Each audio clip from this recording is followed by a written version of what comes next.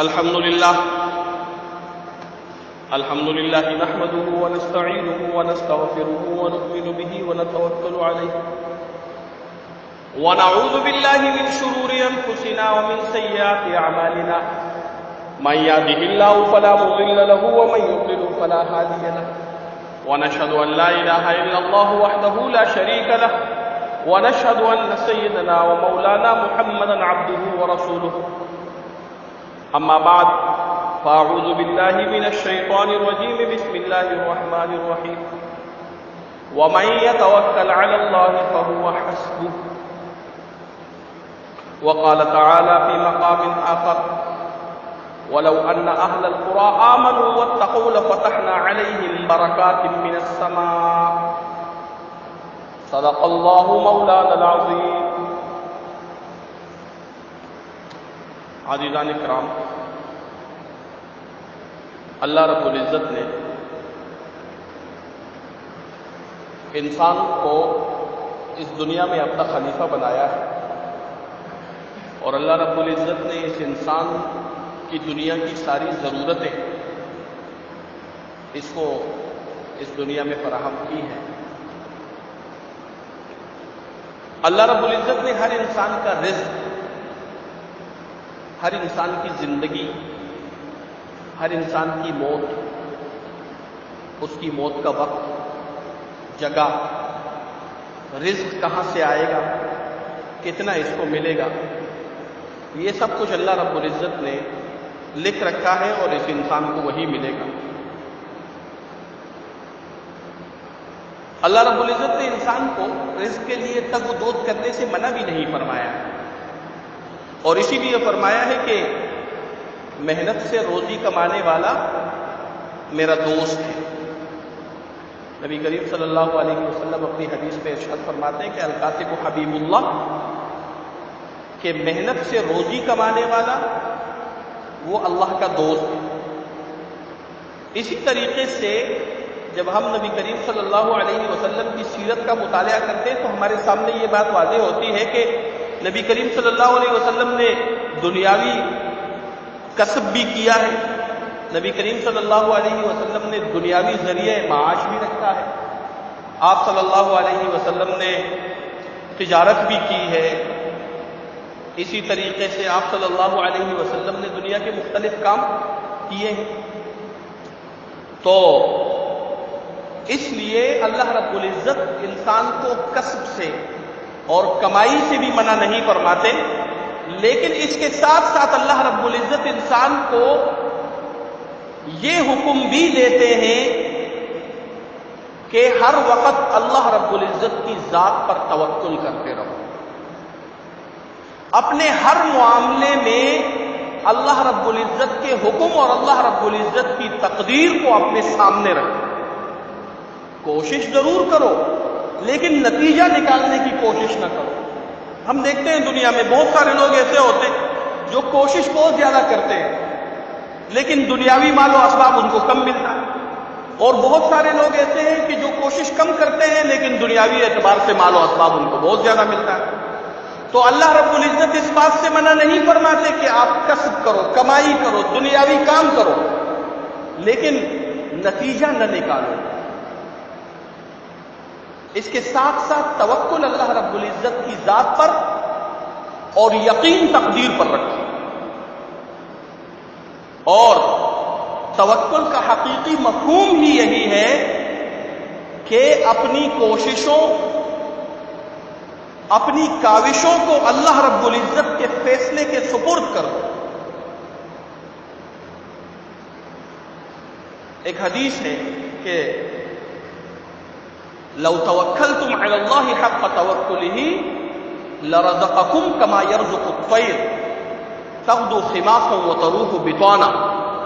کہ اگر تم اللہ رب العزت کی ذات پر ایسے توکل کرنے لگ جاؤ جیسے اللہ رب العزت کی ذات پر توکل کرنے کا حق ہے، تو اللہ رب العزت تمہیں بھی ایسے ہی روزی دیں گے، ایسے ہی رزق دیں گے جیسے اللہ رب العزت پرندوں کو رزق دیتے ہیں کہ صبح وہ اپنے گھونسلے سے اٹھتی ہیں تو ان کا پیٹ خالی، اور جب شام کو وہ اپنے گھونسلے میں واپس آتی ہیں تو ان کا پیٹ بھرا ہوا ہوتا ہے. حالانکہ ہم یہ دیکھتے ہیں کہ نہ ان کا کوئی کاروبار ہے، نہ ان کی کوئی کھیتی ہے، نہ ان کا کوئی جو ہے اس کے علاوہ کوئی ان کی نوکری ہے، لیکن اللہ رب العزت کی ذات پر ان کا یہ توکل ہے کہ اللہ رب العزت ہمیں روزی دے گا، اور اللہ رب العزت بھی ان کے توکل کے مطابق ان کے ساتھ معاملہ فرماتے ہیں. اسی طریقے سے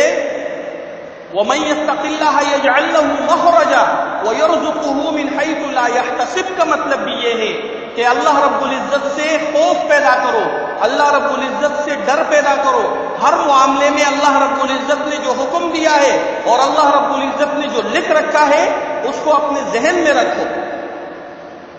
پھر تمہیں دنیا میں کسی کے سامنے ہاتھ پھیلانے کی ضرورت نہیں پڑے گی،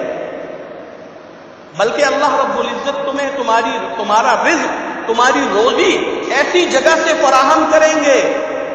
یجعل لہ مخرجا ویرزقہ من حیث لا یحتسب، اللہ رب العزت تمہیں ایسی جگہ سے رزق دیں گے کہ تمہارا وہم و گمان بھی نہیں ہوگا. وما من دابۃ فی الارض الا علی اللہ رزقها کا مطلب بھی یہی ہے کہ اللہ رب العزت نے جتنے بھی جاندار بنائے ہیں اللہ رب العزت نے سب کے رزق کا وعدہ کیا ہے اور سب کے لیے رزق لکھ رکھا ہے اور اپنے ذمے لیا ہے. تو اس لیے ہر معاملے میں اللہ رب العزت کی ذات پر توکل ہونا چاہیے، اللہ رب العزت کی ذات پر پختہ بھروسہ ہونا چاہیے. سورہ آل عمران کی آیت نمبر 159 میں اللہ رب العزت یہی فرماتے ہیں کہ نبی کریم صلی اللہ علیہ وسلم سے ارشاد ہے کہ اپنے ساتھیوں سے کام میں مشورہ لیا کرو، اور جب آپ پختہ ارادہ کر لیں تو اللہ پر بھروسہ کر لیں، بے شک اللہ بھروسہ کرنے والوں کو دوست رکھتا ہے. اب اس کا مطلب کیا ہے کہ کسی بھی معاملے میں لوگوں سے مشورہ کرنا ضروری ہے، بلکہ اللہ رب العزت تو یہاں تک فرماتے ہیں کہ مجھ سے بھی مشورہ کر لیا کرو، مجھ سے بھی مشورہ کر لیا کرو. آج کل تو خیر ہم نے وہ اس کو استخارہ کہتے ہیں جو اللہ رب العزت سے مشورہ. آج کل استخارہ جو ہے یہ ایک کاروبار کی چیز بن گئی. میں نے سنا ہے، دیکھا تو نہیں ہے، لیکن میں نے سنا ہے کہ کوئی صاحب بیٹھے ہوئے ہوتے ہیں اور وہ ٹیلی فون پر لوگوں کے استخارے کرتے رہتے ہیں کہ تمہارے معاملات یہ ہیں، تمہارے معاملات. حالانکہ استخارہ کا آپ مطلب دیکھیں، آپ استخارہ کی اسٹڈی کریں کہ قرآن و حدیث میں استخارہ کیا ہے، آپ کو پتہ چلے گا. استخارہ کوئی ایسی چیز نہیں ہے کہ وہ کوئی اور آپ کے لیے کرے. استخارے کا مطلب ہے اللہ رب العزت کی ذات سے مشورہ کرنا. جیسے ہم دنیا میں کوئی کام کرتے ہیں، ہم اپنے بھائی سے مشورہ کرتے ہیں، اپنے والد صاحب سے مشورہ کرتے ہیں، اپنے دوست سے مشورہ کرتے ہیں.